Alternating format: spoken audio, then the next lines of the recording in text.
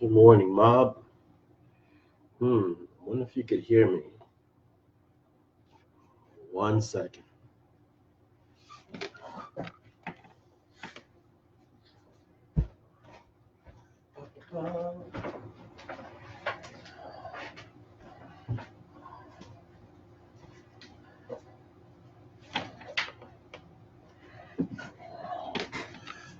Hello, Susie. Hello, Lena. Just want to make sure I have all the equipment I need. I knew I was missing something. Now you guys can really hear me. Oh, you can hear me. Great. Good morning. Well, at least good morning, good afternoon, and good evening, wherever you may be. Hello, Annie. How are you?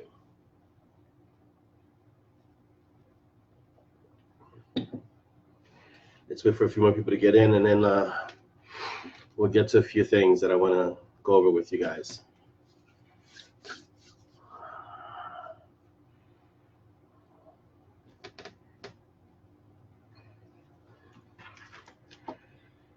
If any of you are down south, I hope you're staying safe.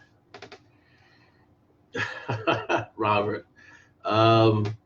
Yes, winter face will start in a few months, maybe. This is just much easier to deal with than the beard. Hold on, let me get comfortable. Oh, much better. Okay. Morning, Timothy. Welcome. Yeah, Robert, it's like, this is just remove everything and it's easy. It's low maintenance. Whereas the beard, I got to get fixed and trimmed, and it's too much work. So it's either that or go completely grizzly, and then I'll look like some wild man from the woods. So I decided to just go clean shaven for a while.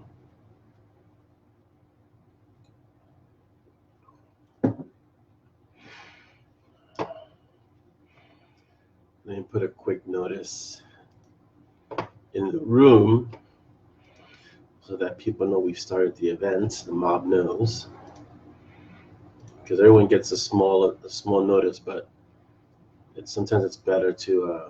I don't know how long it lasts, so sometimes it's better just to kind of put a blanket, quick notice.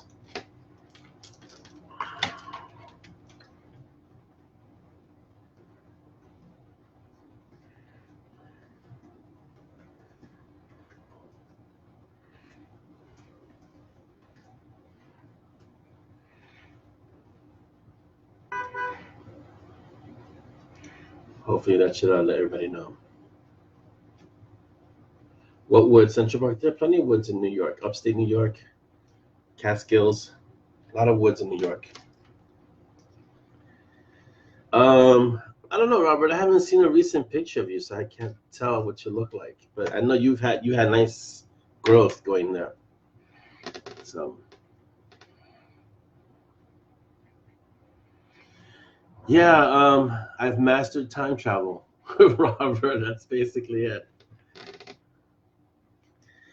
My writing was pretty good this week. Funny, it's that Sheepdog. It's easy and hard at the same time. It's really interesting. So I've been reading some Barry Eisler and some Lee Child, kind of get me back into the swing of things. But it's a little harder than writing Monty and Strong. Good morning, Benna. Good morning, Crystal. So I got a lot of writing done. The art for Sheepdog is opening up on the 16th. So it's got to get done by then, because that's when I'm giving it to the art. Morning, Darren. Morning, Chris. When do I ever get out? When I go to London or Vegas. That's basically it. I was supposed to head out in a few weeks, but I won't be able to. So no FenCon this year either. So I have to limit the amount of travel that I can do. One, because the writing has to get done, and two, for I got to stay close to base right now. Screwing with your audio. Don't blow anything up, Chris. So let me, there's a bunch of you here, so let's start real quick. So the quote contest, no, we didn't forget. I know we said 5, but end up giving it to a little bit more than 5. So the quote contest is Stacy The ones who got the most votes. I had no vote in any of these. This is all from the pack. Stacy, Benna, RC, Jenny with an I. So hope you know who that is. Craig, PJ, Kim, Davina, and Cynthia. So I'll put the notice up in the mob. And if you are one of these people and you're hearing us now, let me know. You have to send me your address. So send it through a PM. And then I'll send you your prize, which is one of these. They're not challenge coins per se, but it says peaches on one side, and then it has the Vitruvian dragonfly on the other side. So it's pretty awesome, and they're heavy. As you can hear, they're solid coins. So they can be souvenirs or they can be weapons. Depends on your situation. But they're great coins to have. Let's see. Hello, darling. You're welcome back. Yeah, Stacy. Yeah, so a few things. Thank you, first of all. Reaping Wind is still, as I look at it right now, a #1 new release in metaphysical fiction. And we published it the 18th. It's going to go almost a full month. Well, it's a week shy of a month, still being at #1 in that category. And I think it's in the top 10 in 2 other categories. It's #7 in other metaphysical fiction. #11 in fairy tales, and #5 in metaphysical and visionary fiction. So, whoa. So that's due to you guys being awesome. So thank you. Welcome, Darren. Hello. Hello, Penny. Hi, Cynthia. You made it. Yay. Matthew Stewart, Thomas Wilson. Good morning. Great name. Hello, Leslie. So yeah, it's still #1. I see the orange sticker and I'm like, wow, maybe Amazon made a mistake and it's stuck there. But it's doing great, and that's all due to you guys. So thank you very much. And it has a bunch of reviews. So if you haven't done your reviews yet, please put your reviews in. Let me do the usual shout out to Dolly, Ray, Ava, and Zoya. So that way I don't get in trouble with my Valkyries and my little one, who constantly beats me in private matches. He knows what I mean. Yeah, listen, if you have to go, Penny, please go. Dorian isn't very safe right now. Even though it's off the coast of the Carolinas, the wind and the storm surge is still pretty bad. So try to get safe as soon as you can. All right, don't stay home. If you have to go, please. Yeah, more sales. Listen, if I do well, that means more stories. And on that note, as I look at my book schedule, I'm going to be wrapping up a lot of stories at Trilogies. So, like, let's see, anything that's not Monty and Strong or Monty and Strong related is going to get wrapped up at a Trilogy, with the exception of Sepia Blue, which is 5 books. That has to get done. And I will eventually get to the Chronicles of the Modern Mystics, because that's an actual trilogy that isn't finished, and Blur is an actual trilogy. But anything that's not Monty and Strong, they need to be wrapped up so I can focus on the Monty and Strong world. Now, that being said, Gideon Shepherd is not Monty and Strong, but it's a straight thriller that I'm just trying out to see how it goes. I can tell you it's been an uphill slog a bit, because I'm so used to writing urban fantasy and using Handwavium. So there's none of that here, but the characters are fantastic, and so they make it worthwhile. More peaches, please. Yes, definitely more peaches. And so if it's related to Monty Strong, meaning Monty and Strong, obviously, Night Warden, of course, because it's in the same, anything that's in the Monty and Strong universe. Brew and Chew, Aftermath, geez. There's so many that are part of Monty and Strong. Division 13, all those will be ongoing. But the other ones that aren't part of that world will be finished, I think, pretty much at Trilogies. So like Huracan and Ren will be at trilogy. The Dread Warlock. I don't know. I really like the Dread Warlock. It might be more than a trilogy, but I'm gonna keep it at a trilogy for now and see what happens. I'm trying to see what else we have. Yeah, Clandestine Adventures of the 10, which hasn't been written yet, will be ongoing, as will be the designers, which you got a little bit of a peek of the designers at the end of Reaping Wind. I won't spoil it for anyone, but if you know who Sid Rat is, then you'll understand why he's in the designers. Yeah, No Magic is hard, and I have to do a lot of weapons research, and fortunately I have my martial arts background, so the fighting is authentic, but I'm using, one of the characters uses karambits, and if you've never seen a karambit, if you've seen The Raid 2, the end of the movie, the kitchen scene, it's a knife that's about, I don't know, 7-8 inches long, not including the handle, but it's a curved blade, and the handle itself has a loop in it, and it's a lot of this, and it's really dangerous. I've used one. It's really dangerous. So Anvil, who is the second in command, she uses 2 karambits, and she's devastating. So I had to study that, how to actually use it, and how it's used as an offensive weapon. So things like that, and defensive as well. Let's see, Susie. Do I just make up bedtime stories, friends, families? Actually, I don't tell my kids stories. I read them stories, and I'm going to start reading them 2 yards and butterflies, because my son has read every book. He's 13. But the girls were too young when I started writing Tomb Yards. And I started Tomb Yards in 2016. So they were tiny. So now they're about old enough that they can understand it. Yeah. And yeah, so Susie, I'll read that to them, or I'll just find other books for like Narnia and Lord of the Rings. Lord of the Rings is almost a mandatory. So yeah. Yeah, Leslie, I really like that story. So I'm going to actually do a trilogy and see where it goes from there.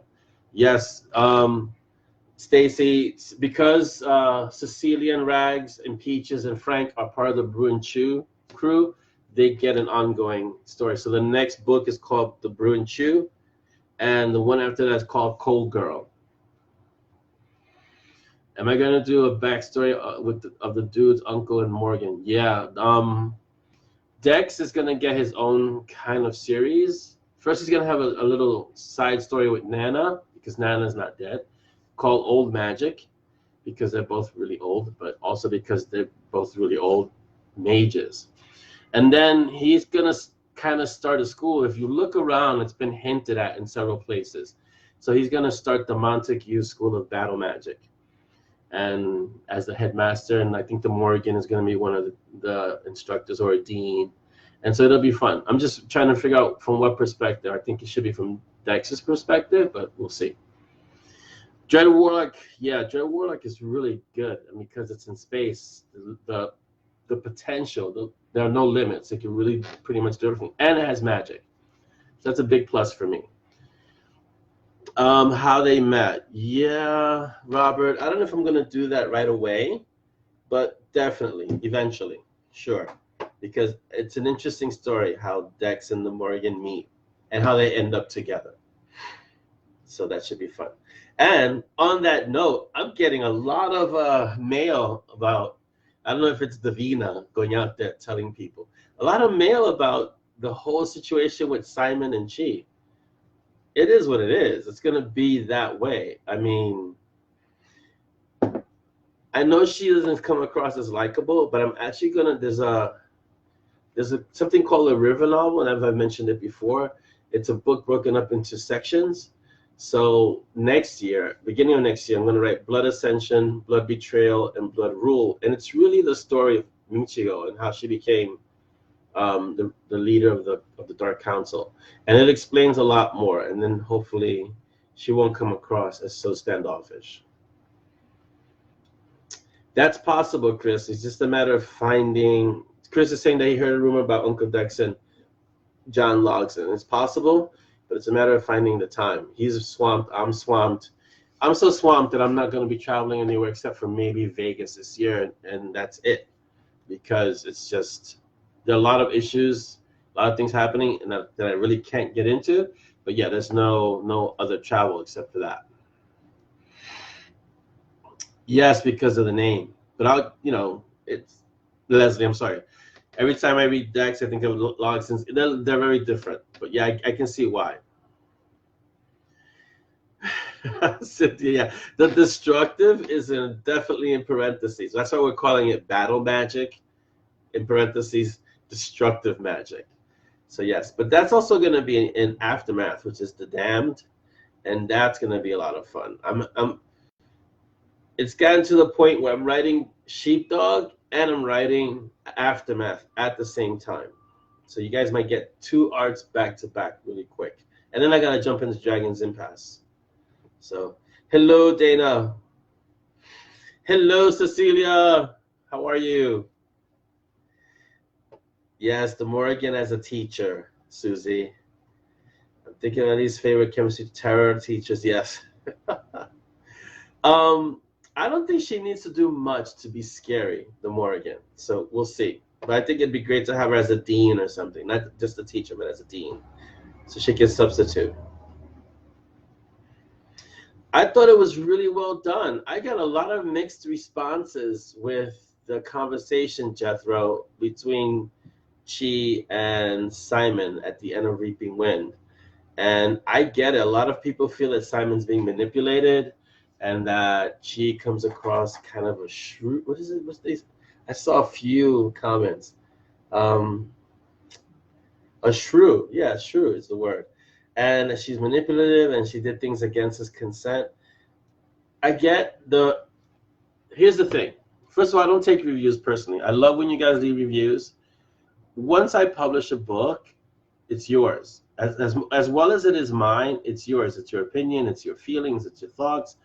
I try to listen to the reviews because, when it looked like Peaches bit the dust, I got hate mail, not just reviews. And so, hello, Faith. I listen to, first and foremost, I listen to the mob, which is why I run so many ideas by you guys first. When people write reviews, I get it. It's their opinion. Everyone has one.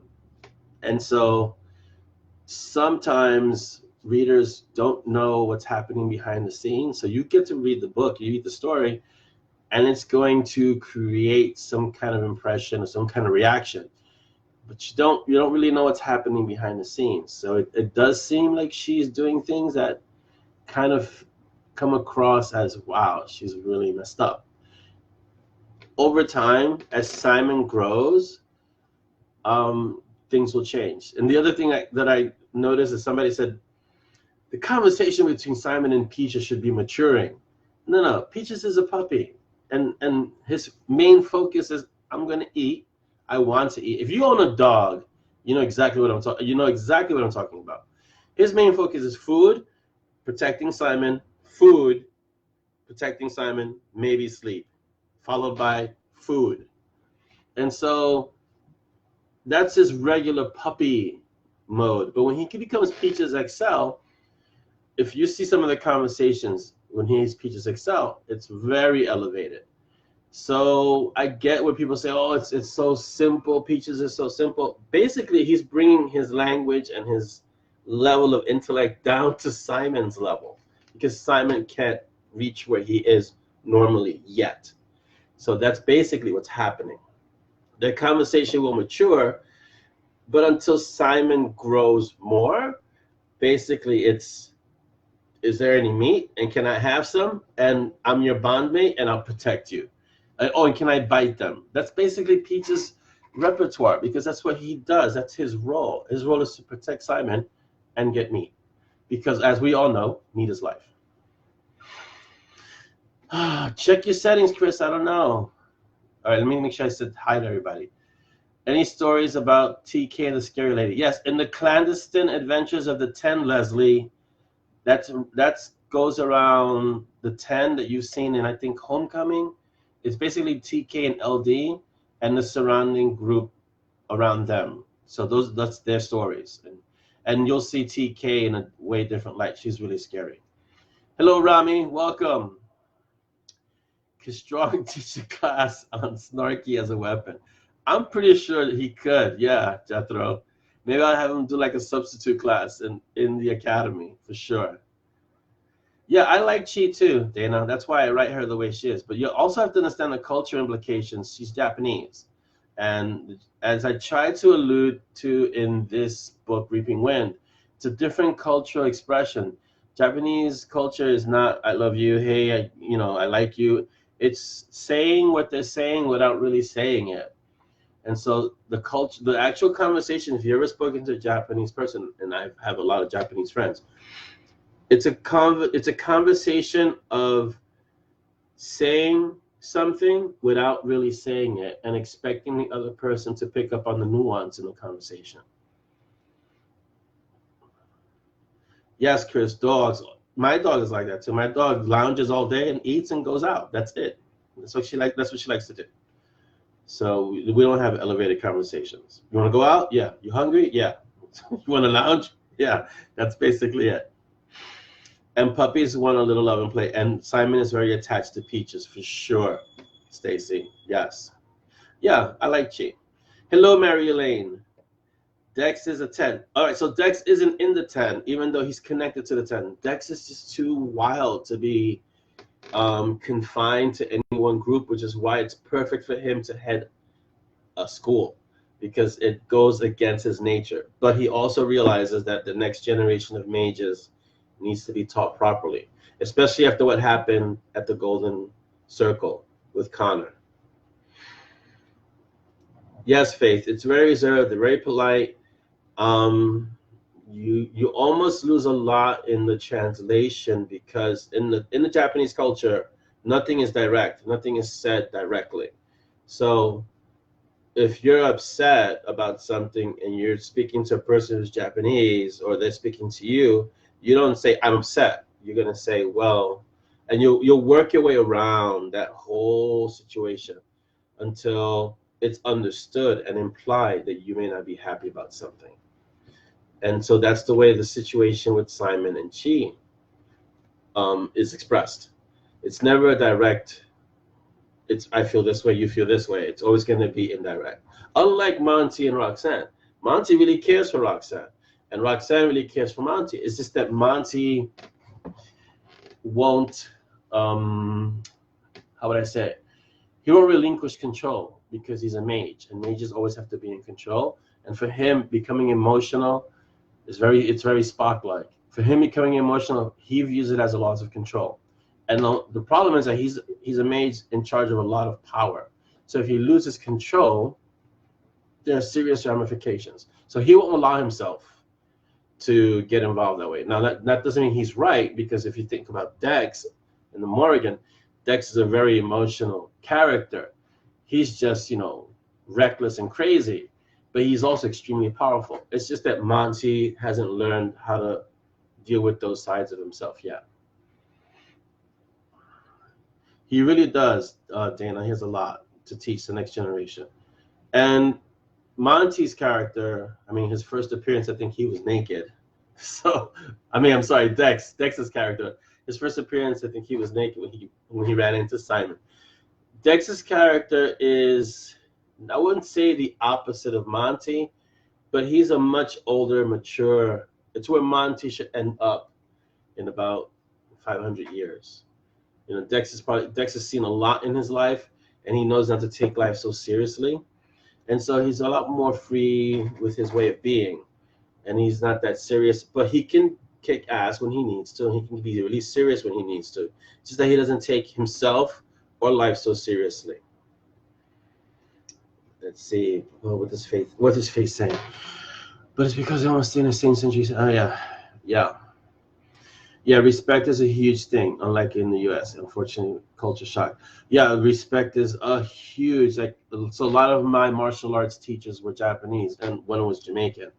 And respect is an enormous part of the culture in every facet, not just in the dojo. Respect in general. And that doesn't really translate to now in the U.S. When I was growing up, you respected your parents, you respected your grandparents, even more than your parents. It's a big deal. Now that's kind of being lost, and so it's important to make sure that the next generation understands what respect is. You speak a certain way, and it's just the way it is. You don't. it's very much the Japanese culture except that it's lost in the U.S. So I try to get that across in Reaping Wind, especially like when Simon destroys a temple or part of a temple, and that's a huge deal. Why is that such a huge deal? Because it's a lack of respect. You're destroying property that's not yours, and it's historical. Yeah. Will Roxanne? Yeah. Well, Stacy, will Roxanne live as long as Monty? She's a sorceress, so she's gonna live a long time for sure. Yeah. Welcome, Malcolm. How are you? Good morning. Well, good morning where I am. Good morning. Let's see. Age and experience is about knowing what to do, knowing what to just let go. Yeah, and Dex is very much embodies that. And he also likes to like fool around. Like if you remember in Homecoming where he's having Simon practice a magic missile inside the plane, and TK is in the back saying that may not be such a good idea. And this is like, what could happen? Of course, they blow a hole in the plane. So, Dex doesn't really care. Right, yeah, Darren, the same thing. When you're doing Kali or Eskrima, you learn to respect, first of all, you learn to respect the sticks, but you learn to respect your instructor. It's very important. Bye, Leslie. Have fun making lunch. So the respect aspect is important. I didn't let them go too far in Japan because first of all, I didn't want them to destroy too much of Japan because it wasn't that kind of trip. But also, they'll be back to Japan at some point. And I know a lot of you feel like, oh my God, SD needed to get blasted into oblivion. Yes, but that's not going to happen until later on. She does come back. And the reason why Monty didn't let Simon do this because it would go against who Simon is. So he wasn't really himself when he was attacking SD. So if he had destroyed her in that state, it goes against who he is as a person, as a character. And that's why Monty was like, no, you can't do it this way, not like this. Because she didn't really pose much of a threat to him at that point. He did have enough power to, he disintegrated one of her arms easily. Yeah, Faith, me too. I'd love to take a research trip to Japan. That'd be awesome. So listen, when Monty and Strong become movies and an empire, we'll make a mob trip to Japan. How's that? And everyone who can make it, we'll take everybody to Japan for a trip. When Netflix calls me for the series, then we'll go over there. Yeah, Marilyn, it was important. It was important, and I get it. I get that wherever they go, they destroy everything. And there was some destruction in the story, in Reaping Wind. But they don't just go around destroying things for the sake of destroying things, even though it seems that way. And Simon gets blamed for it. It's always in the midst of something is going on, and the side effect is that there's destruction. Not because Monty wants to destroy something. It's usually in defense of or protecting the group, and something gets blown to bits. In Japan, they had to try and avoid it as much as possible. So, yeah. Now, I wanted them to avoid it. I wanted them to kind of keep that present. Like, hey, we can't just go around blowing everything up. Good morning, Renee. Welcome. For sure, Malcolm. I will fund it. If I'm suggesting it, I will fund it. You just got to find the availability. That's all. Yeah, goal for the mob is don't blow up everything, Chris. Yeah, it's definitely worth it. I have a friend, the wife of a friend who went on one of those guided tours, and she said it was great. So, well, Jethro, after The Boys, well, Good Omens was on Amazon Prime. I think The Boys was on Amazon Prime too. They're creating some excellent content. So either one, Amazon Prime or Netflix, they both have great audiences. And Disney Plus is up and coming with amazing content because they're pulling everything from Marvel from Netflix. So you figure they got everything that's Marvel, they have everything that's Lucasfilms. Disney's a powerhouse. All the Pixar stuff. So they're going to have Disney Plus, which is their own channel. They're going to blow people out of the water with that. Yeah. Hello, Mark. Welcome. Are you writing? Did you write today? It's it's almost time for you to start writing. Cynthia, yes, it's America's equivalent of Gojira for sure.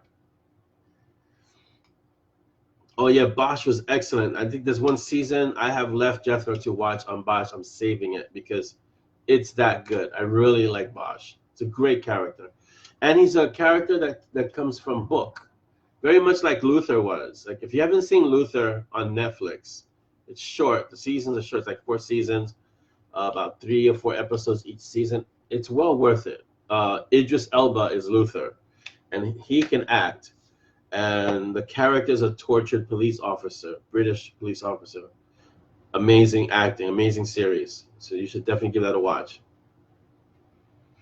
Yeah, I never read any of the books, Faith, but I did see the series, and I enjoyed the series. I enjoyed the character, and the guy who plays Bosch is fantastic. Oh, Mark, I'm sorry to hear that. How do I teach the nasties to quit trying to put the snatch on peaches? So I got a complaint about that too, because what happened is someone said, well, here's this indestructible hellhound who destroys buildings. He doesn't destroy buildings. He actually bounces off buildings. And all of a sudden, he's just captured by the blood hunters. But if you look at the sequence of the blood hunters, how they did it, they used the lattice and then they used a spell. And if you go back to some of the stories in Homecoming, Peaches is susceptible. I mean, he's still young. He hasn't come into his own. He's not Cerberus, which, you're not going to throw a lattice over Cerberus. He just look at you and probably stomp on you and then munch on you. So Peaches has growing to do too. He hasn't gotten to the point where he can just, take out everything. Maybe in his XL size, but he wasn't in XL when he ran into the Blood Hunters. I saw 2 episodes of Jack Ryan, Renee, and I liked it. So I haven't seen any other, but I've seen 2, and they were good. So it was well written. All I can do, Renee, in terms of protecting Peaches is that Simon has to get stronger. So we'll see what happens in terms of that. I think with the dragon blood that he took, there's a lot of potential for hilarity there because he's gonna try doing things, and it might work and it may not. Yes, it's because Peaches is still young, Dana, and so he's still vulnerable. He's strong, and it's hard to kill a hellhound. It really is. But it also means that he doesn't have access to everything. Like he has his baleful glare. He's teleporting easily now, but he still has vulnerabilities, which is kind of what you want. You don't want to have an omnipotent hellhound. That's what Cerberus was. I mean, Cerberus came and just whacked Peaches out of the way because he's that strong.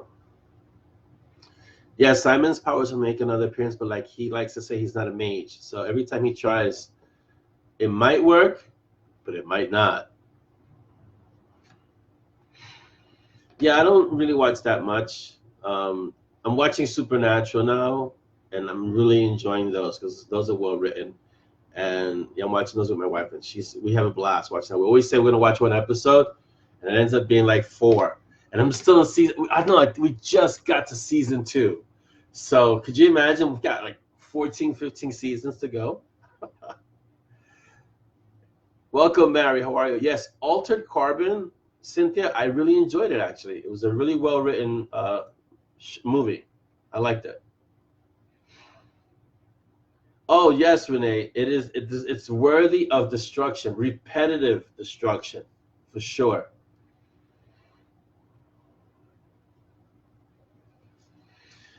Malcolm, that's stuff that he needs to learn, and that's what Monty is there for, and he'll learn how to deal with that later on, for sure.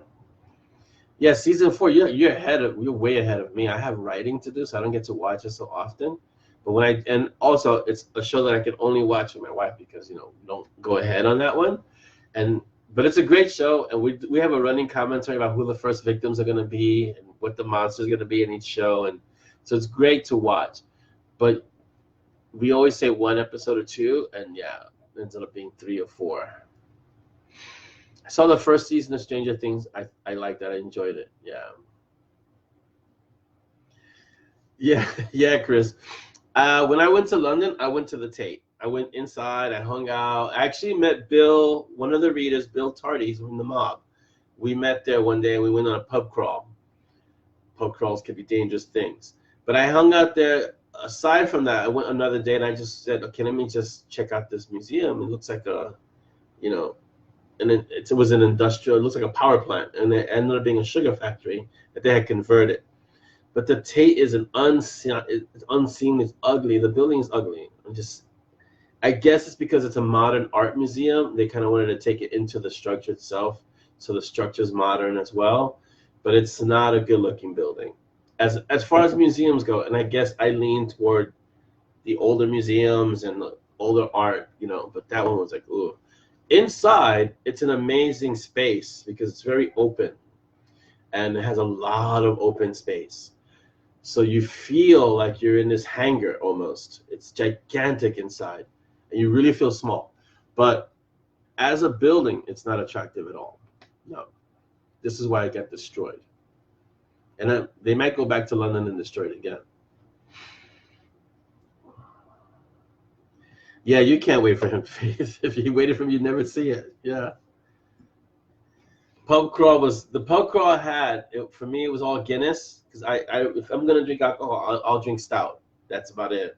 But after, I think, the third pub, I was starting to see double. Because the Guinness in England, in London, because we did it in London, is very different from the Guinness here. I don't know. Maybe it's because it's stronger there.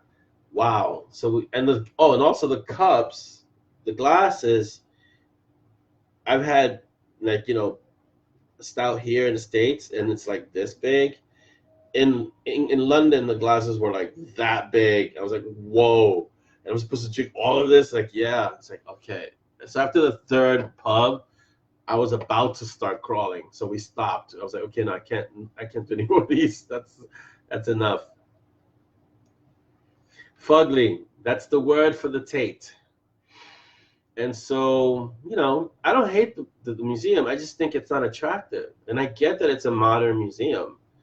But they could have, next to it is this other building that they added as an afterthought, or they attached it to the Tate. It's not attractive either. So they didn't really put much thought in. I get it's a modern museum and it's modern art, and it's not attractive. Sorry. Yeah.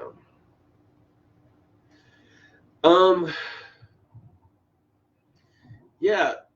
Hades has a lot going on. If you noticed in book 8 with Persephone being missing, and the reason I didn't want him to make an appearance is the same reason why karma doesn't appear all the time, because then it becomes this device, is like a deus ex machina, where karma started saving Simon all the time, and he needed to start figuring out things on his own, not just rely on karma. And the same thing with Peaches. He can't just rely on Hades to come and say, okay, this is what you got to do. You got to kind of figure it out. I thought it was perfect in Silver Cloud's Dirty Sky, because Peaches had gotten poisoned, then he grew, and then Hades kind of shows up and says, because the bond was broken. And so if the bond is broken, Hades will show up, because that means there's a hellhound on the loose that needs to be dealt with. And that means it goes back to him, it points back to him because of Cerberus. But other than that, Hades is kind of hands off in some ways. In other ways, he is a catalyst for everything. If you think about across the books and the universe, Hades is pulling a lot of strings. He's the one that gave the sword to Grey. He's the one that gave Simon Peaches. So he's the one that gave Grey Coda, in the sense of she can work for him or work with him. So Hades is kind of pulling a lot of strings behind the scenes, and he's a catalyst for a lot of things. So I can't have him just appear every time. He has a lot of things going on behind, and so the whole thing with Persephone starts revealing more about Hades. That's how double-decker buses were created. Yeah. Okay. Yeah, stouts are awesome. I love stouts. If I'm gonna drink something, I'll drink stouts. All right, take care, Darren. Enjoy the services. Right, Malcolm. And they can't, welcome, Alex. They can't appear every time, Malcolm. You know, first of all, they're overpowered. That's what happens when you have beings that strong. You have to kind of have limiters in place. And that's why you don't make your characters gods, because as they get stronger and stronger and stronger and stronger, the enemies have to match that level of strength. And now you're writing about, you know, a mage that can't be touched, and you know, so it's a problem that you want to avoid. That's what happened to Harry Dresden when he became the White Knight, and then he became so strong, and then you know, and it's a whole thing. You gotta strip them of power, and that's always a delicate thing, because now you're fundamentally changing the character. Oh, who Peaches' mom is? I can't tell you, sorry, but we'll find out later. It's the same thing with Monty's mom. Is the dragon blood going to be the magic? Yes, the dragon's blood is going to fundamentally change Simon, and but it's not like midichlorians. It's not going to be good for Simon. Just put it that way. Welcome, Leslie. Come on in. That would be lazy writing, and I don't want to do lazy writing, Malcolm. Right? It's convenient.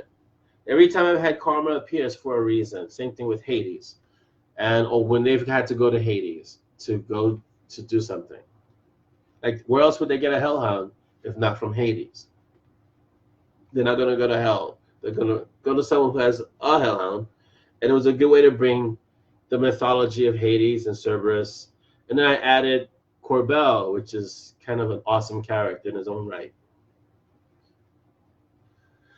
Oh, really? Yeah. Yeah, I kind of see that happening with, who is it? With Sam. Not Dean so much, but with Sam. Like, I know he has powers. We're talking supernatural now. I know he has powers, and I can see his powers getting stronger with the visions and things, and all of a sudden, I can see him getting stronger and stronger, and I can see that becoming a problem later on. Hello, Karine. Good morning. Yeah. Mrs. Cerberus. There you go. There's the answer to Peach's mom. Mrs. Cerberus. Answer. Done. Thank you, Mark. Question answered. Well, I'm going to enjoy it until then, Stacy, and then what I'll do is I'll just critique it from there on, because it's 14 seasons. So hopefully they can have a few good episodes after season 8 and 10. That should be good. So that's my dilemma currently, guys. Okay, so I wanted to ask you, Chris and I were discussing this, and I know there's another author who does this, Rick Gualtieri, Toma Bill, starting a YouTube channel. And basically, I think what we could do is upload these videos to the YouTube channel, and then on the YouTube channel, we can kind of have other things like, you know, somebody was saying, you know, discussing how to write certain stories or story structure and things like that. So we have to name this channel. So you guys have to come up with a name. I was thinking, like, I have a newsletter called A Bite of the Peach, or we can make it Mob TV, even though that sounds kind of generic. Unless you know who the mages of badassery are, it's going to sound strange. So maybe something that's uniquely ours and something that we can easily recognize. So give it some thought. But I think a YouTube channel would be great, and then everybody can join, and then the people who can't catch this on Facebook, maybe can catch it on YouTube, and I could add different content to YouTube as well. Afternoon, Kareem, then. Peaches is a hellhound. He doesn't need dragon's blood. He's really strong, really strong. Peaches hasn't touched not even like 20% of his power. He's that strong. If you think back to when Cerberus made an appearance at the end of Hell Hath No Fury, think about that, and that's where Peaches is headed, to something that strong. Where there was basically an army of magic-wielding beings going up against Cerberus, and it didn't faze him. Yeah, Renee, the Dallas trip is canceled, so for various reasons I can't make it this year. And so the only trip that I foresee happening is Vegas in November. That's it. Peaches Central or Mage Watch. Yeah, put it in the mob. I don't think that's going to work here.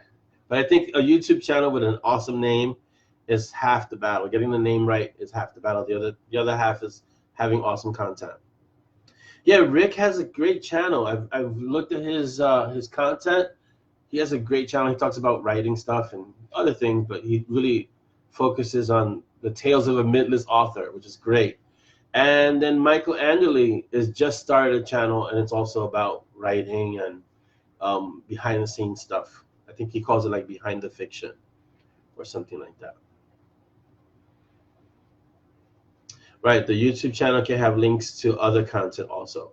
Welcome, Jono. I haven't seen you in a while. I hope everything is good, Jono. Welcome. Yes, Vegas would still be on, so I can catch authors there and interview them. Orlando Tube. Yeah, no, Malcolm, thanks. That sounds like, yeah, no.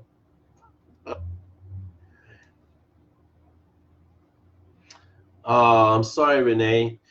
Listen, when we have Peaches Con, we'll all get together. We have to pick a place. I'm thinking New York City would be great. And like Malcolm said, we'll find a way to fund it so that you can all just come and just have to make the time in your schedule. And then we'll have Peaches Con. And everybody will come to New York and we'll have a blast. Peaches Mage Watch Mob. Yeah, that sounds like a mouthful, Kareem. Like too much work.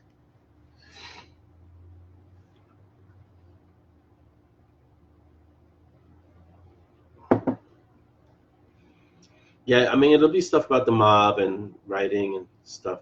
In space, no one can hear your tagline. That's a great tagline. Oh, one of the best taglines I've heard recently was by Ben Zackheim. You guys know him. He writes the New York PPD stuff.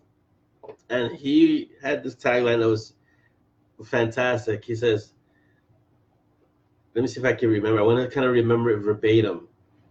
It was like, oh, pick up the book that George R.R. Martin calls "I don't have time for author blurb requests," something like that. It was hilarious.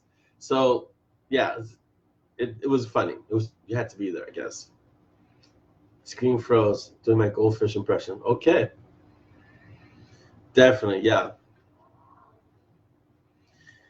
Call the YouTube channel The Cures or Long and Eternal Life. Yeah, then I'll get. That sounds really Asian, Jethro. Yeah, it's really quiet where I'm at, for sure. Dark Gravity's a myth. The Dark Council sucks.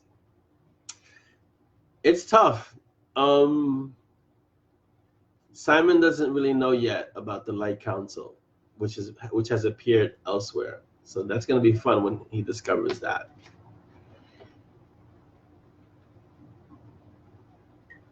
And the Dark Council can suck. Let's see what happens when she gets back to it. Because there are factions in the council that want to take out Monty and Simon. So we'll see how that plays. But they may have to deal with Ezra, which is always a fun character. So I like Ezra. This is true, Faith, but if we do it in the spring or fall, we don't have to worry about snow here either. And we don't have to travel 3,000 miles. See? That's how that works. Considering that I live in New York, yeah, it might be that way. I'd rather bring you all to me. Exactly, Mark. Oh, yeah, there's going to be a lot more people.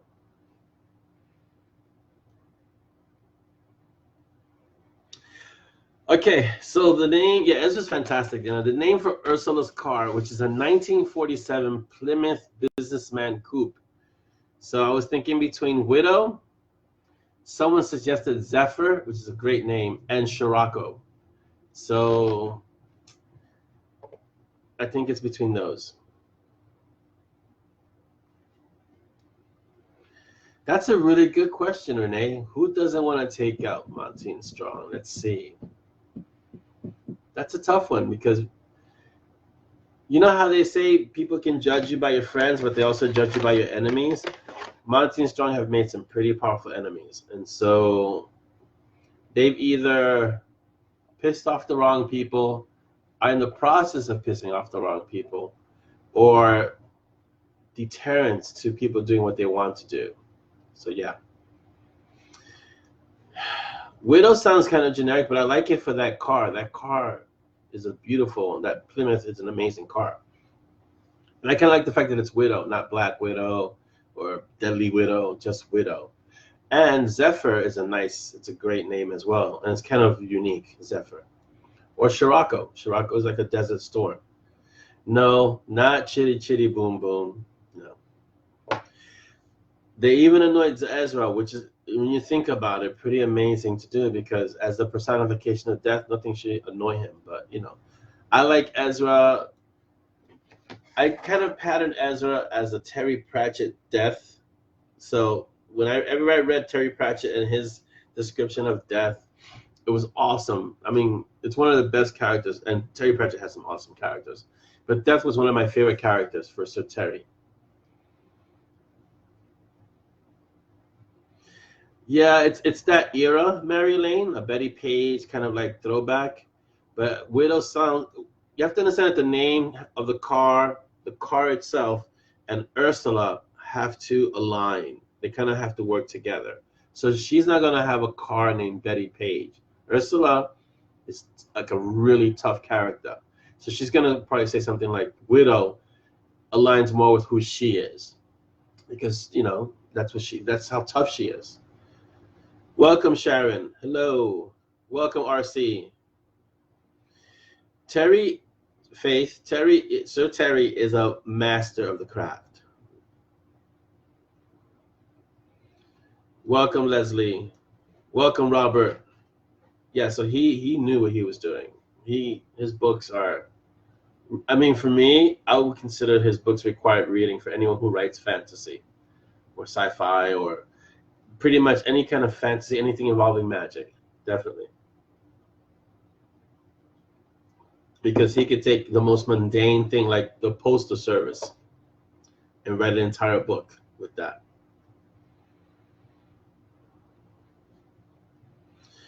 Bye, Dana. Take care. Thank you for coming by. Next time will be the 20th. 2 weeks. These are not the characters you're looking for, Chris. Yeah, Ursula's story is a lot of fun. And initially they're going to think that Monty and Strong are doing what they're doing, blowing things up, but it's actually deeper than that. Just to give you kind of a quick behind the scenes. There are nexus points in the city that maintain the balance of energy. And someone is going around destroying the nexus points.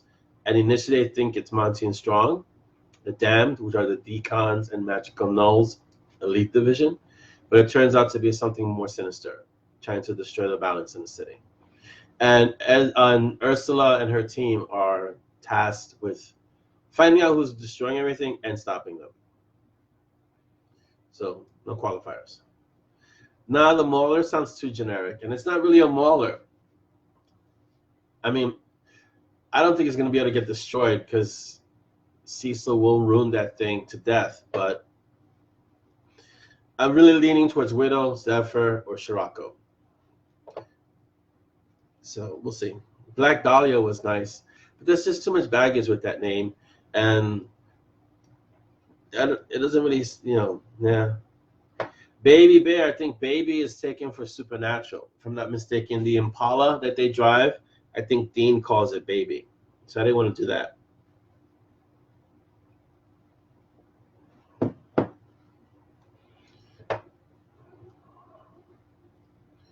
Yes, he was, Mary Lane. Terry Pratchett was a complete master. So the next Monty and Strong book, which is called The Golem, and not my precious Gollum, not that kind of Gollum, will be, the art is scheduled for November, end of November for that one. So before that, Dragon's Impasse will have to be done. Faith, it was great having you here. Yes, I kind of expected to do some actual work. How dare they, Faith? Train them better. What's going on? Of course it contains. What do you think I'm going to be drinking in this stein? So I can give you the logo. Yes. Death Wish. 20 ounces. Yeah, Zephyr is a nice name, but it also means like cool breeze or gentle breeze, and it's not quite enough. Scirocco is nice because it's like a desert storm, and that kind of grasps the name. Widowmaker, no, because it's not really a Widowmaker. I think Widow is better. Widowmaker is really generic. Yeah, Goldilocks, no. It's not going to be that kind of a cute name. Like the GOAT is called the GOAT because it's a GTO, and that's the real name of that car. The Pontiac GTO has been dubbed the GOAT because no one's going to say Gran Turismo Omologati. So they'll just say GTO or GOAT. So the Plymouth Coupe really didn't have a nickname, 1947. So I think it might end up being Widow. We'll see. Earl Grey, no, Marilyn. I would never drink this much Earl Grey. Nope.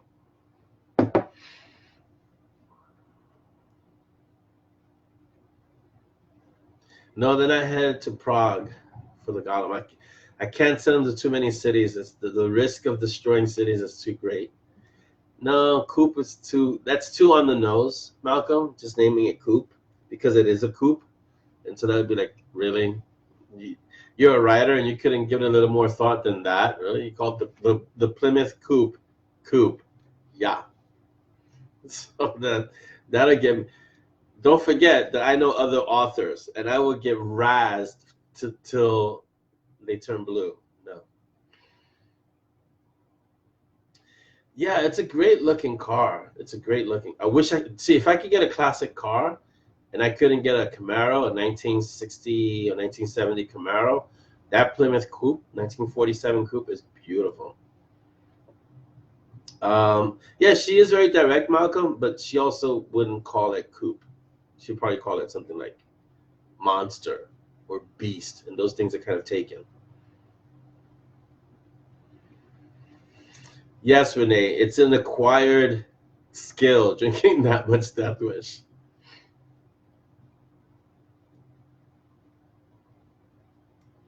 Can you buy the Peaches Dragonfly? No, you cannot buy it. Sorry.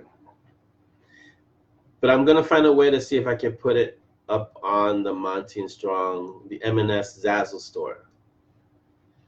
So there was this movie a long time ago with Sylvester Stallone. God, I forgot the name of it. And he drove this classic car that looks very much like that Plymouth.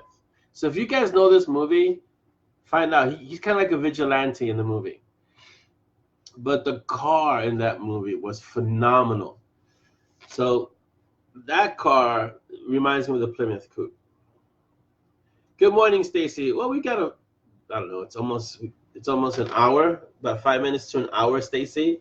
We'll probably do maybe an hour 15, depending on if the mob wants to hang a little longer. It is Friday. It wasn't, if you're thinking Judge Dredd, no, I'm not thinking Judge Dredd. It's another one. It was another movie. He had this awesome car in there. Let's see, tornado, hurricane, cyclone, mistral, Chinook. No, sorry. None of those are going to work for that beast of a car. Which is why I'm leaning towards Widow. Those books, so the Majaport Chronicles, right? The Lord Valentine's Castle, and it's a series of books. That book was phenomenal. I read that book. God, let's see. It came out in 1980, so I must have still been in high school when I read that book. And junior high school to high school. I read that book. I think I read that book like 3 times consecutively. It was that good. And then I found all the other books in the library and read those too. Yeah, I don't know. I'll have to look at. Let me see if I can look it up. The Sylvester Stallone movie, Judge. If it was, because that car was phenomenal. If I could get that car, I love classic American cars, but that one was wow.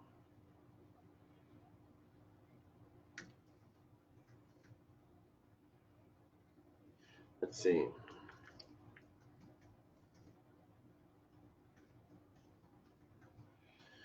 I don't know what words to type, but let's see. Yes, here we go.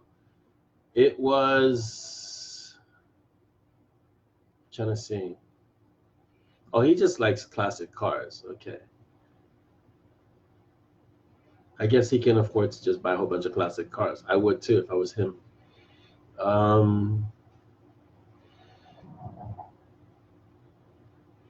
Yeah, I'll find it because that car was awesome. Yeah, it looked like this one. Let's see. Yeah, Cobra was the movie, guys. Cobra, the car in Cobra. Wow, that car was phenomenal. Yeah, Judge Dredd, he had a motorcycle. RC, I'm sorry you're in the mountains. I'm sorry. It's hard to get the feet up there. Yes, Malcolm, those books are from really long ago. So I'll put the pick up. I don't know if I can put the pick up here. Let's see. I'll put the pick in the comments if it lets me. I don't think it lets me. But I'll put the pick in the mob as a car that inspired Ursula's car because it looks like a Plymouth. Yeah. Yeah, the Mercury Coupe, Mary Lane, that's the car that inspired Ursula's car. That Mercury Coupe is phenomenal. See, I wish they don't make cars like that anymore. That's real metal. You know, now you bump a car now with something, you get a dent and your car falls apart. You hit something with a car like the 50 Mercury Coupe, I feel sorry for anything you hit. It's like a tank. So yeah. But the movie was Cobra, and the car was phenomenal. That's a sleeper movie too. Not many people have seen that movie. Cobra.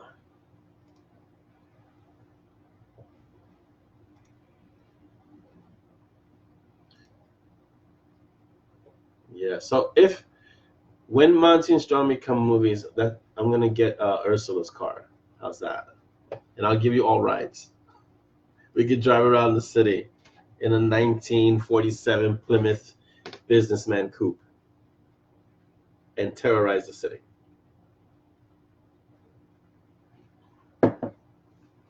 Or Monty's up and coming car, which is the Jaguar, which he's gonna get one of those, the Jaguar, the old style.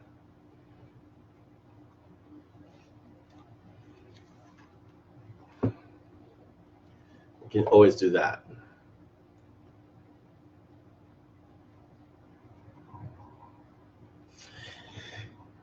In the snippet, he called Ursula's car, and let's see if I have it written down. Hold on, because called an automotive abomination of atrocious aesthetics. That is what Ursula's car was called. They didn't give it a name, so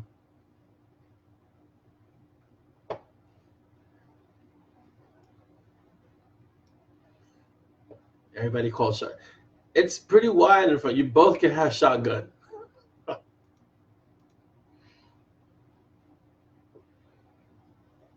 Yeah, that car is nice. I didn't want to pick the Mercury Coupe because it's from the movie, but the Plymouth is a little bit feels more like Ursula. So yeah.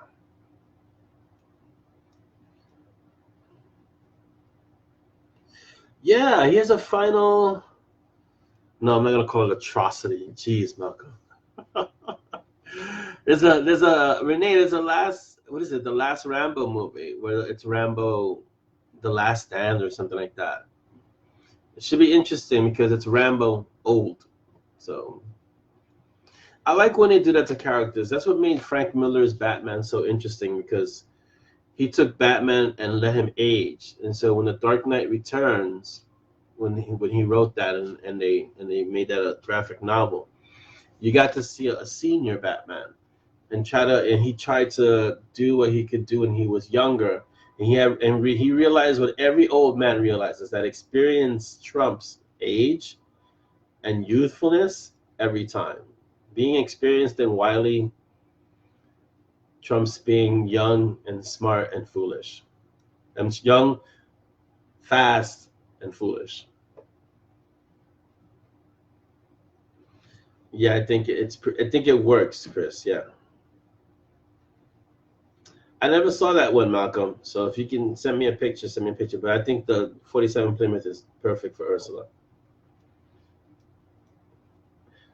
Yeah, for sure.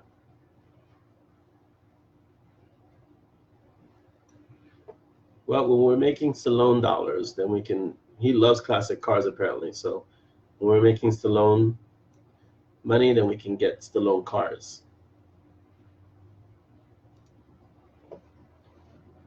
You do like Oprah. A Plymouth for you, and a Plymouth for you, and a Plymouth for you.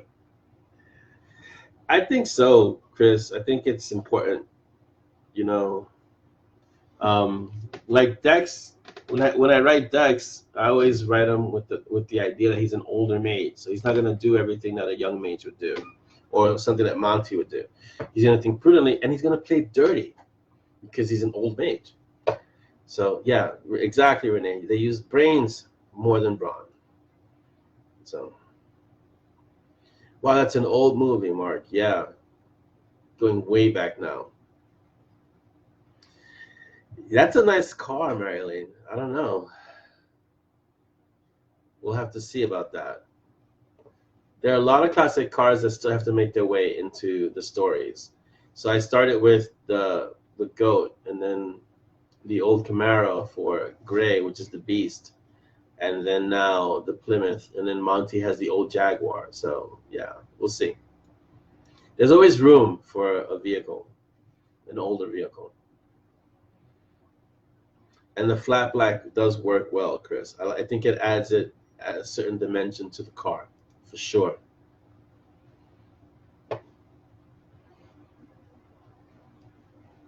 It makes it menacing. That's what the flat black does. Welcome, Wendy. How are you?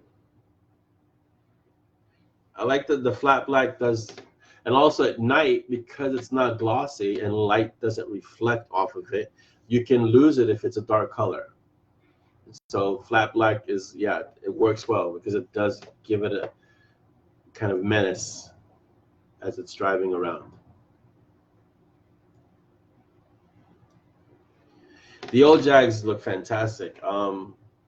I don't remember exactly which one it is. It's an X something that Monty's going to get. I had it written down, but it looks phenomenal. The old Jags look fantastic. So Monty's going to get a Jag. It's going to be a two-door. I don't even think it has a back seat. Or if it does, it's a really small one. And he's not letting anyone in there, especially not a hellhound who slobbers. Yes, Marilyn, you know that has to happen. So, yeah, okay. The Opel, actually, and I love that show, Get Smart. I grew up watching Get Smart, which is it's a fantastic show.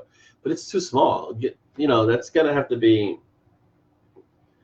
It's a car that just lends itself to being crushed. So, but it's a great little car, and that it was used really well in that show. And there's one in my neighborhood, one of those Opels. Yeah, flat black and the Jersey Pine Barrens. Yeah, that's gonna disappear. Dex is a dirty old mage. Yeah, he is. I mean, the character is about as risque as you're gonna get in the Monty and Strong stories, because he is the one that's kind of wild and unfettered, you know? I don't know if it's an XJ6. I think it's an X something else. I have a picture of it, and I have the model.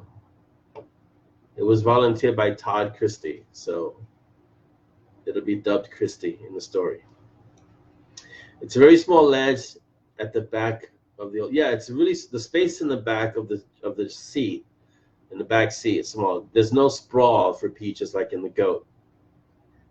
Right, Jethro. But flat black was everything he drove was flat black. Whether it was the van or a car, it was flat black. That was the Punisher style for sure. Which Ursula leans more towards that, towards the Punisher style of being. Yes, the friendly black sheep with powers.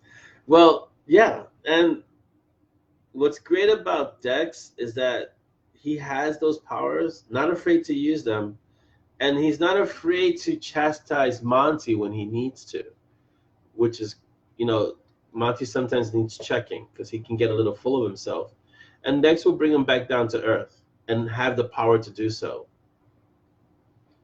So that's an important aspect of that relationship. See, I couldn't get a VW anything GB because Jim Butcher has a lock on VW Beetles. So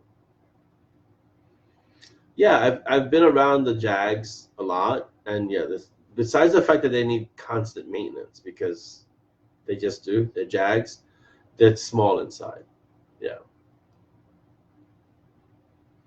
We would get more of the 10. You haven't got much of the 10, so you're going to get a lot more of the 10 once I start writing the clandestine adventures of the 10. Yes, we get a lot more. You're going to get the 10 kind of like before they met Monty and Simon, so you're going to get to see them in action.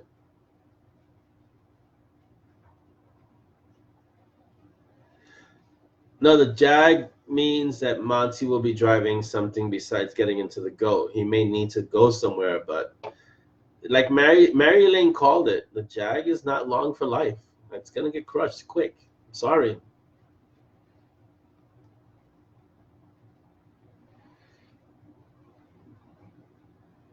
Oh yeah, that's a nice car. That 79 Trans Am.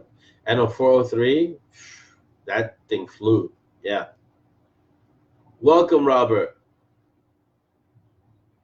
Oh, you didn't have the Phoenix on it. Still, that thing, yeah, deep black. And with that setup, you basically had a rocket on wheels. So yeah. It's not a screaming chick, even though that's what it's called. But yeah, the Phoenix. That reminds me of Smokey and the Bandit. Ooh, Roxanne's backstory. Yes, there'll be more of that because, as has been hinted, someone's after Roxanne. Someone or something's after Roxanne. And there aren't that many sorceresses, if that's the plural, in the story or in that universe. So she has very specific abilities, and something's after her. Yeah. Yeah, I'm sorry to hear that, Chris. So you'll get more of her backstory and why she's so strong. I don't know, Malcolm. Knight Rider wasn't a trans. Was it a Trans Am? I'm trying to remember what that was. I think maybe it was a more modern Trans Am, but every time I think Trans Am, I think Smokey and the Bandit. But that's because I'm old. I don't think Knight Rider. Even though I grew up watching Knight Rider, but I don't. When I hear Trans Am, I immediately go back to Burt Reynolds. So yeah. Basically, Wendy, that thing, I'm surprised you were able to drive it because that thing can fly. Probably went 0 to 60 in like 2 seconds. Because that engine just has so much pull. It just wants to take off. Chris, I'll just send some energy to your internet to make sure the connection improves. How's that? It should be much better now. This is the internet you're looking for.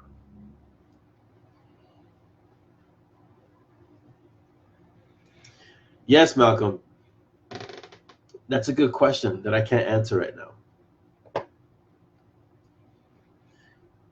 Nice, Cynthia. But I will answer it eventually, Malcolm. 82 Trans Am. Okay, there you go. Yeah.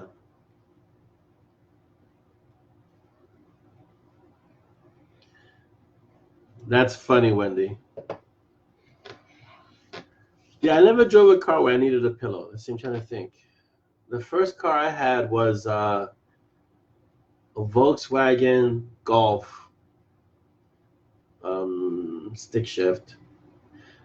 Well, there's a nice story about that. A crazy story. I didn't know how to drive stick. So what I did was I had a friend of mine teach me the theory of stick. Like he discussed it. This is what you got to do.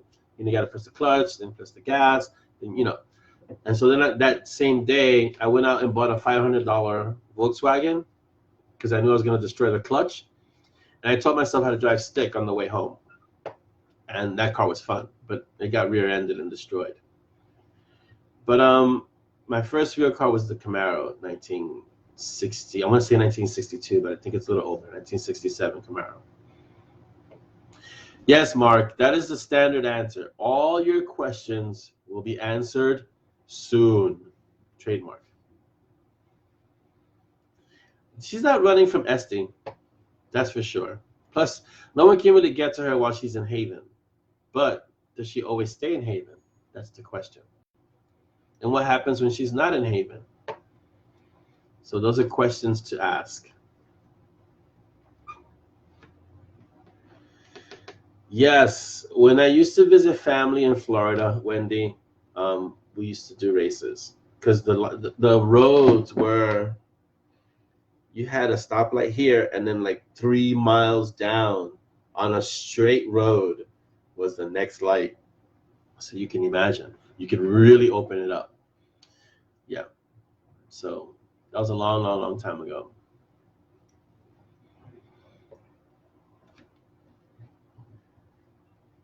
That's exactly what I did, Chris. I spent $500.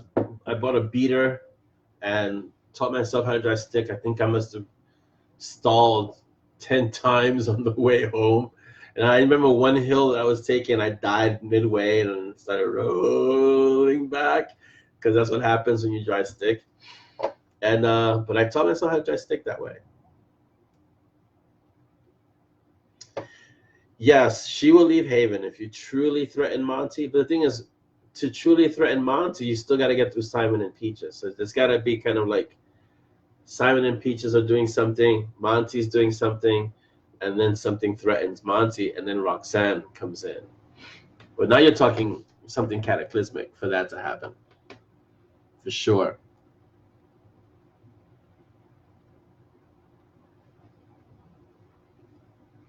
Yeah, field car, for sure. And the Leyland Mini, I don't know what that is, but it sounds interesting. I have to look it up. Welcome, Stephen. Or is that Stefan? Or Stefan? Those days are great. I mean, I really like driving stick. It's horrible to have stick in the city because you're constantly shifting. Stick is really great when you live outside in the suburbs because then you can really open it up and you can go through all the gears. But in the city, it's a constant downshifting, upshifting. It's nonstop. It is what's considered real driving because you're driving the car as opposed to being driven by the car. Welcome, CC. But it's annoying in the city because you're constantly shifting, and so that's why I would never get it. Steven, welcome. Just want to make sure I got it right. It's annoying to have a stick in the city, but I enjoy it. Yeah, city's a burnt clutch, basically. Yeah, because you're constantly shifting, and so you're gonna spend a lot on the clutch for sure. But out in the open, in the suburbs, or you can open it up and you can go up. You can hit third, fourth, fifth, sixth gear if you have it. Then it's great. Yeah, and that's the other reason. Yeah, you need to have automatics for that, and also your calves, after a while, even though you get used to it, you're this constant with both feet doing this. Yeah, that's work. You're basically getting a calf workout as you're driving. So yeah. Well, yeah. So you know what it's like, Chris. No, I'll call you Steven. Steven. Why would I call you whatever I like? Steven's good, for sure. So do you guys have any questions about Reaping Wind before we wrap it up? Because it's now 12:15. I don't want to stay too late, for you guys. It's always awesome to just hang out with you. And I always say this is like being at, we can hang. It's like we're at a cafe or drinking our coffee, having our tea, and just spending some time together, which I really do appreciate. So if you guys have any questions for Reaping Wind that you might not have addressed in the story, I'm willing to answer them as long as they don't lead into the next story. That takes skill, Chris, to shift without the clutch. Because then you have to know the engine, and you have to be able to hear when the engine needs the next gear. So I was able to do that on my Golf, but I didn't risk it on other cars because I didn't feel like buying them the clutch.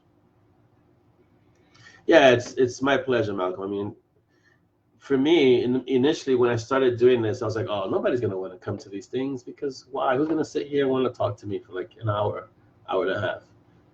But I'm having fun. Get to drink my coffee. Get to chill out with all you guys. It's awesome. Totally and completely awesome.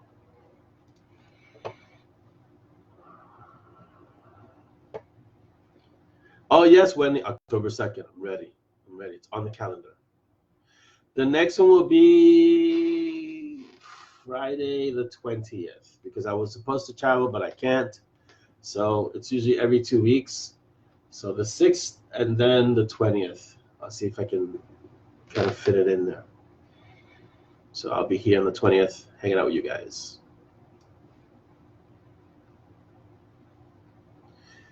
I don't know what that means, Elaine. Do we find out who told the locals they were coming?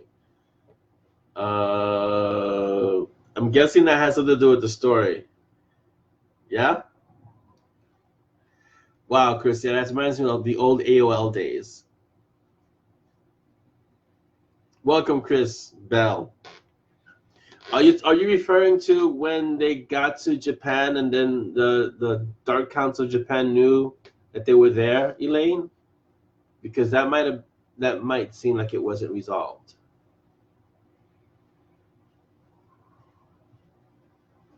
Oh, that's a really good question. Not many people caught that, Malcolm, about the other words that Simon used. I can't tell you though, but that's a good one. That's a good catch. I wouldn't call her Tiki though. That's dangerous. But I can tell you it wasn't Monty. How about that? Take care, Renee. Say hi to the trio of peaches you have there. Elaine, that gets resolved in a later book because yes, someone did alert the Dark Council in Japan, or the Kuro Hyogikai in Japan. Take care, Renee. 3 Canon Corsos means a lot of food if you're feeding 3 of them. So have fun with that. But that's a good question, Elaine. Thank you. That's a good one, bringing that one up.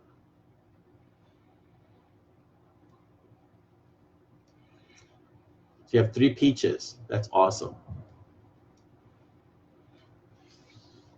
If I had a bigger space, I would consider getting a Cane Corso, but those are really, really, really big dogs. Italian Mastiffs are big. So, and we almost got a cat recently, so, and I had to veto that because one of the Valkyries is allergic to cats really bad, and so no more animals for a long time. 1 boxer's enough.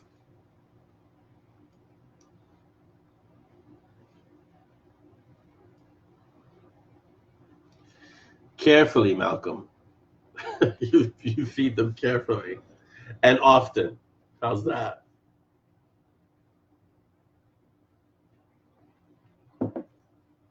That's how you do it. All right, guys, I'm going to wrap it up in about 10 minutes. Okay? So if you have questions for Reaping Wind or just questions in general, feel free. Yeah, 2 Great Danes. Those are big dogs. So I don't know how you manage 2. 1 would be more than enough. Those are big, big dogs. But sadly, they don't live very long. The bigger breeds don't last very long, unfortunately. No kidding. Yeah. And when you have a dog that size, meat is definitely life. You're constantly feeding them. For sure.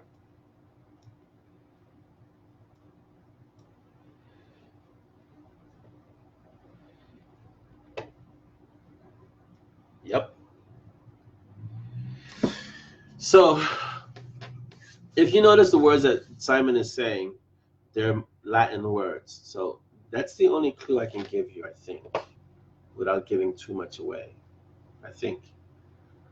So, oh, that chapter 34 was special. I think that's all I want to say about chapter 34. I had a lot of fun writing it, Patricia. I got some mixed reviews on. Okay, so here's my advice to all new authors, budding authors, veteran authors. Don't take the reviews personally.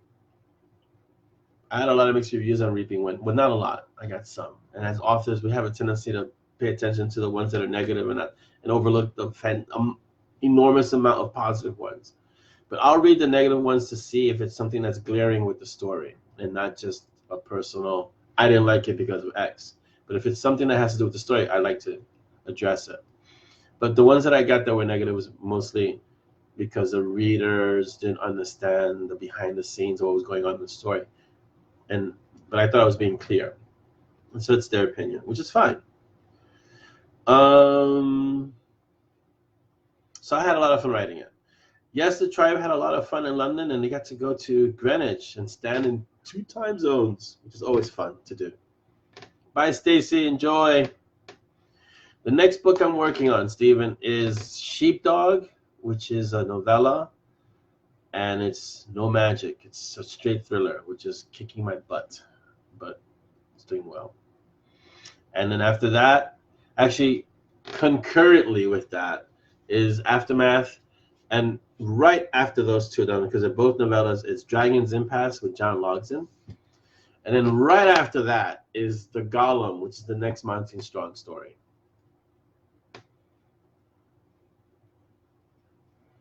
Oh, why was I up at 3 a.m. for the gym? That's the time I start my training, at 3 a.m., Malcolm. It took me a long time to get used to that, but that's when I start. Because kids got to get ready for school, other stuff has to get done, so I figured the only way I could get my training was to do it early. So 3 a.m. is early.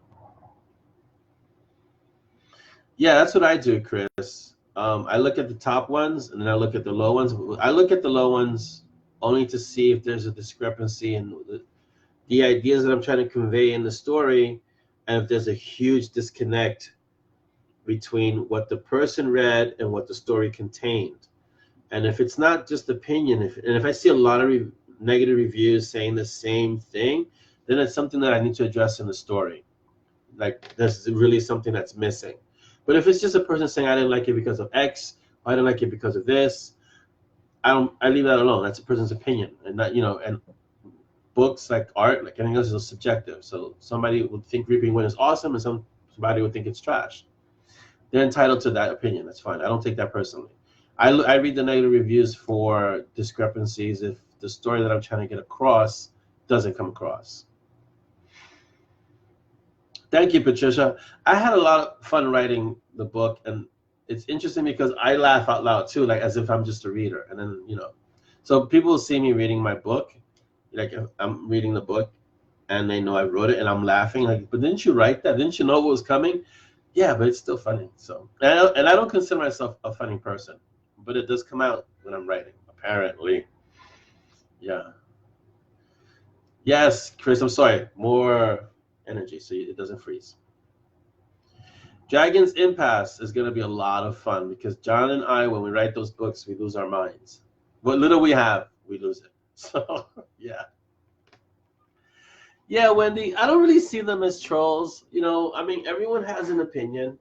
And listen, if I know the people who like my books, who are my tribe, who are my readers, that's fine.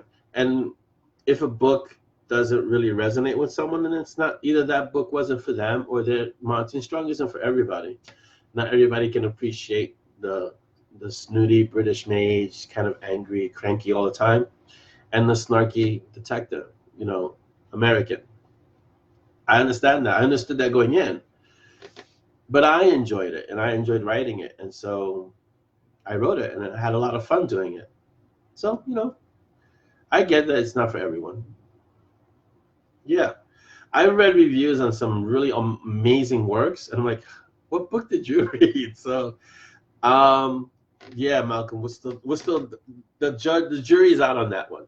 What I tell authors who are starting or who don't have many books out, don't read below 5 and 4 star reviews, at least initially, so that because until you develop rhino skin, and that takes a little while, that criticism can really derail a new author because they'll think, "What, my writing sucks," or if they, especially if they pour their heart and soul into a story, and then you get somebody who says this is trash. I don't know why this author is writing this. They should go. Don't quit their day job. They should go back to whatever they were doing before they were writing.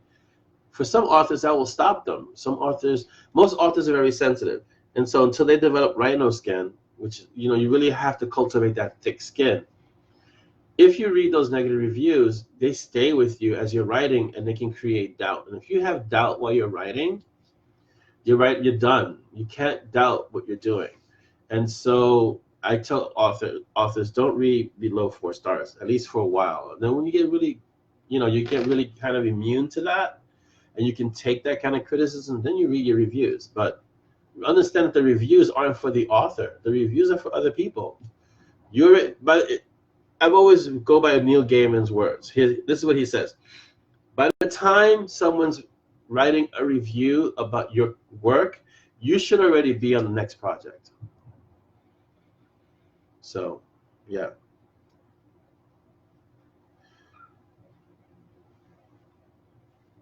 I agree, Chris. Yeah, what you should do should be fun. I mean, he's building electric cars and rockets and PayPal. He had a hand in all that stuff. So, yeah, I like that philosophy. It should be fun. You should enjoy it. If you're not enjoying it, then why are you doing it?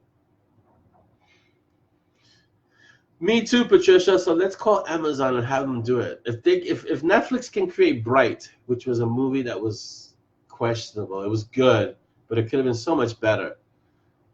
Amazon can make a series out of Monty Strong. They have enough content at this point. 9 books. They can create a series of content for Amazon Prime. They did a great job with Good Omens. I don't know if you guys saw Good Omens, but Good Omens was fantastic.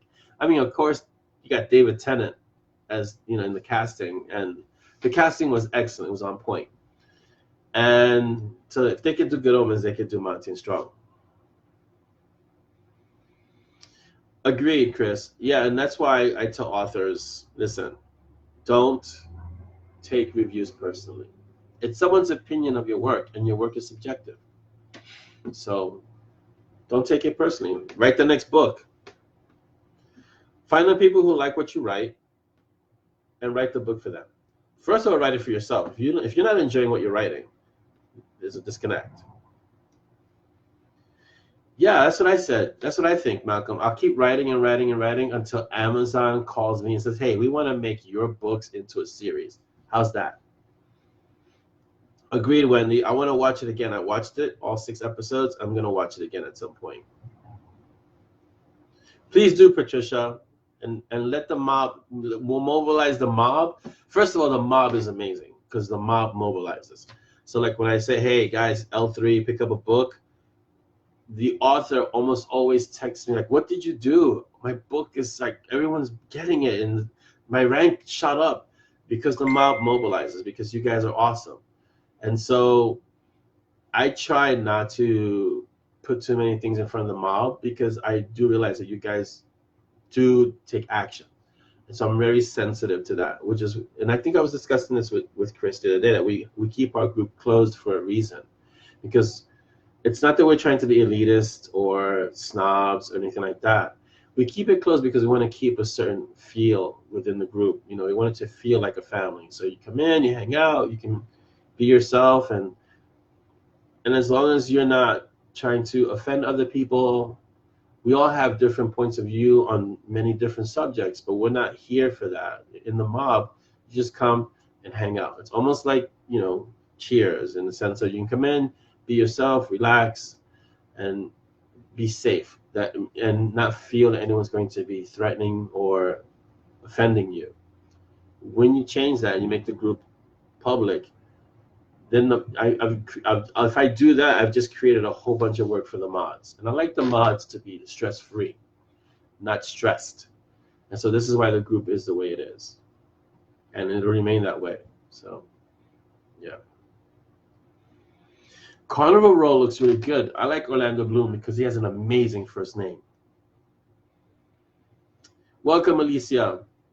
The vibe that we have, yeah, Chris, I've heard this from many people, and we're already past 12:30, so if you guys have to leave, please do, is that our group is very special in that we have a kind of certain feel within the group, and you come in, and yes, we do the coffee memes a lot, so we're trying to kind of reduce that just a bit, and Noah and the mods have been really diligent in that and kind of narrowing that scope a bit, because we all love coffee. I get it. I love coffee, as you can see.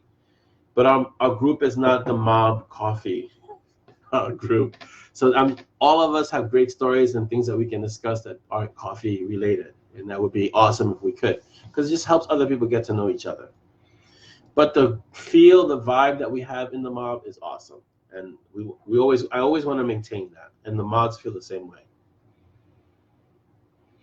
Awesome, Elisa. Any little bit that you can get is awesome. Enjoy your lunch, by the way, too. So yeah, guys, I'm going to start wrapping this up really soon. If you're in the Southeast, please evacuate if you need to. Don't take a chance with the storm surges and the water and all that craziness. If you have to get out, please get out. If you're in that storm, you shouldn't be watching this anyway. You should be on your way out. But let's just say you are. Please listen to the broadcast, and if you need to leave, if they tell you to evacuate, evacuate. I know the storm is getting less strength. It's going down to category 2 or 1, but just err on the side of caution and be careful, you know. And if you guys have any other questions about Reaping Wind, you can post them in the group. Our next Mob TV event, I'm looking at my calendar. That's why you see me looking up. It's going to be on the 20th. And I don't tell you guys we don't really have prepared stuff because I do like the feel of our live events. It's kind of free and open, and we can just kind of hang out. And I think this is the way we'd be in person too. We just talk and spend some time together and kind of discuss whatever we want to discuss. So it's not really planned that way, but if you have any questions, feel free to ask them in the room or save them for the next, and you can have it for the next event, you can have them answered in real time. Yes, Wendy, we had this with Mark and Gemma, where they created a whole thread of where should Monty and Strong visit next, and what could they possibly destroy. And after that thread, from that thread is where the Damned came and Aftermath was formed, because after all the destruction, who's going to clean up? And so it was a great thread, but we can always have where can Monty and Strong visit next. We can have a thread like that. That would be awesome. Yes, please, definitely. I'm echoing Chris's sentiments. You guys have a great weekend. Really stay safe. If you're in the storm, get out if you have to. My sister, who's ex-Navy, tells me that when things like that happen, all the ships go out to sea, because they're based in Norfolk and the ports and all that. They go out to sea. They go away from the storm, and that's the smart thing to do. They don't hunker down and fight the storm if they don't have to. Same thing for you. If you don't have to, get out of there and go somewhere else. Go on a road trip away if you can, but get out and then come back. Yes, you did, RC. You made it in time. And we are, yeah. Look, we know your name. Isn't that awesome? So yes, and we are like that. I think we welcome everyone, and as long as you understand the concept that we're like a family, and every family has this group of everything. We have our nuts, we have our serious people, we have our funny people, we have our all kinds. We have the nurturers. We have every group within our mob family, and as long as everyone can respect each other, it's cool or okay. If that's not something you want, then that's fine. You're welcome to exit the mob. That's fine too. Awesome, Wendy. That's a good song to write out to. Me too, Chris. I'm looking forward to that. Aftermath is turning out to be an easier write than Sheepdog. So I have to focus on Sheepdog. Because once I'm done with Sheepdog, Aftermath will flow really fast. All right, guys. I'm going to exit out because if not, I'll stay here all day with you.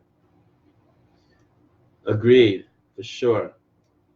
Buildings can be replaced. Your lives can't. You can always material things you can always get more of that, but there's only one of you. So be excellent. Have a great weekend, and I will see you in the room. And if you have any questions, feel free to PM me or ask me in the room. Have a great weekend.